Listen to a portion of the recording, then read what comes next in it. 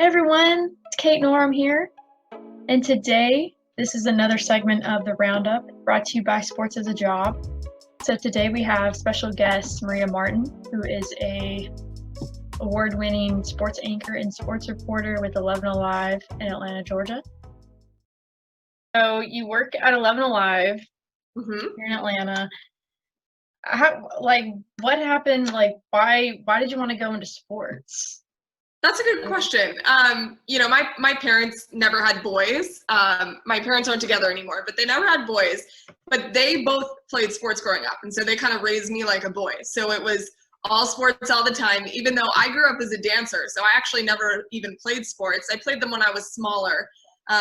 Played basketball, played softball, did the whole nine, but I just really took a turn and went into dance more.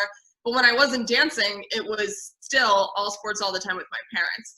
And so that was really like my first love, my first passion. And, I really like to talk to people, and what better way to do that than sports journalism? And I actually never even knew that I wanted to be on camera. I never even thought that that was a possibility. But when I got to college, I had a professor that said, look, why don't you try it? Because I didn't really know what lane I wanted to do with sports journalism. I knew that I wanted to do that. I just didn't know what aspect of it I wanted to pursue. And when I tried TV journalism for the first time, broadcast journalism, I was like, you know what, I like this. This is my lane. This is where I'm going to stay. And it's paid off so far. It's a lot of fun, and I love what I do. I'm sure you've worked small markets. Now you're in Atlanta. What has been the craziest place that you've been around? Yeah, so my journey is kind of unconventional, I guess, because ever since I left college, and I think the advice that I give people right off the bat that want to pursue broadcast journalism is kind of to follow the opposite of what I did. So I really was not heavily putting my tape out there, and I don't know, I just felt like something was going to fall into my lap, and it didn't, and typically it doesn't, especially in this field. Some people do get lucky and it works out, but for me it didn't. And so, I just, after I graduated, I was looking for anything and everything. And I went home, which was in South Florida. I'm from South Florida. And I ended up just contacting every team, professional and college, down in South Florida. And I ended up working with the Miami Hurricanes right out of college that fall. And it was basically like they gave me the job and kind of made it my own, which was really nice. And it was obviously all digital, but it was a really good platform for me to start and to grow. I was doing stuff with the Hurricanes camp. But what I really wish I would have done, I say all that because what I really wish I would have done was start in a small market right away. And not that I regret anything about my journey. I met a lot of amazing people and had a great experience. I went on the road with SEC on CBS, worked with Ali LaForce and all of them as a production assistant. So learned a lot of things from them, but I just kept missing valuable time being in front of the camera. And I had someone sit me down and be like, look, if you want to get in front of the camera, if this is what you want to do, you have to pull the trigger and go to somewhere small. And I was like, you're right, I need to get the reps. I was at the same time working at WPTV in West Palm, which was where I was from. But it was more of like a fill-in role. I did some high school stuff on camera, but it still wasn't those everyday reps that I needed. And when I had done enough to put together a tape for a year out of school, I just put it out there, put it on YouTube, and I immediately got a call from a station in Montgomery, Alabama. And I was like, Montgomery, okay, I don't want to go there. And I didn't want to go away from home. Keep in mind, I've been at home for a whole year now, so I'm happy at home. My friends are at home. And I went and I visited, and I was like, you know what, I need to do this. I have to do this. It was a big market for college football, not in terms of market size, super tiny. But what I knew what I was getting to cover was just, you couldn't beat it. And I ended up actually staying for 3 years instead of the 2 that I was originally supposed to be there for.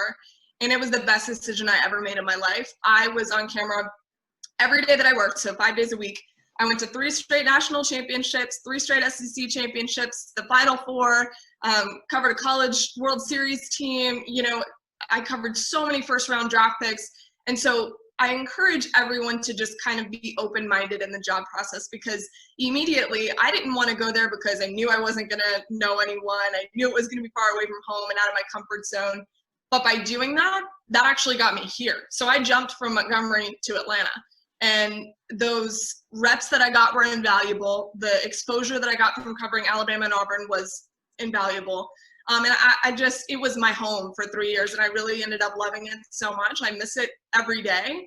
So I want people to open their eyes and be open-minded when it comes to the job process. And you never, ever, ever know where something or someone can take you, even if you're uncomfortable in doing it. I'm sure you work like insane amount of hours, and you fulfill these insane demands as well.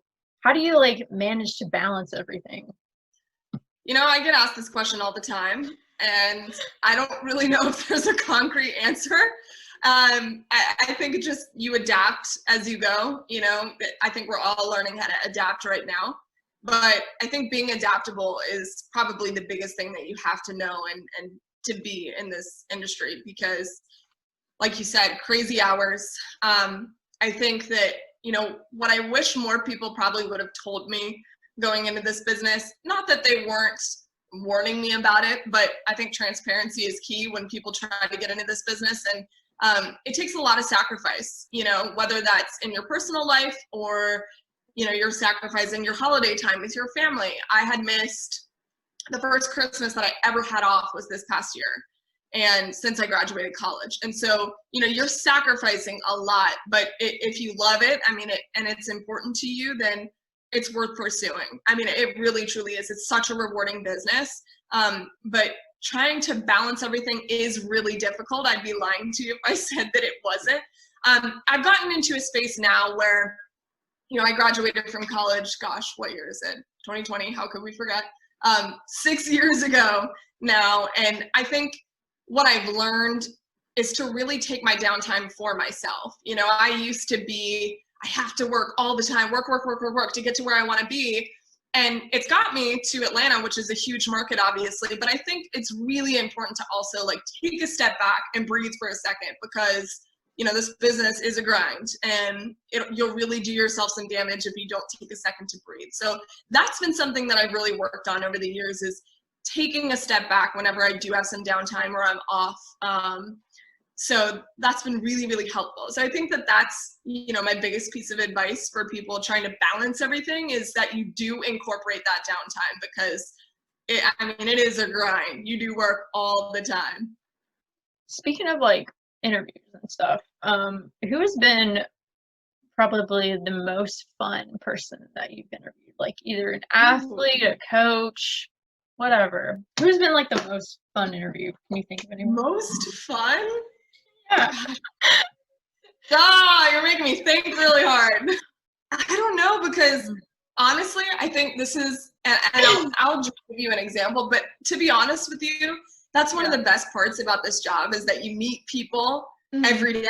And so you're meeting tons of different people. So I have so many experiences over the 6 years now, that since I graduated college, that I just have so many good memories of so many different people.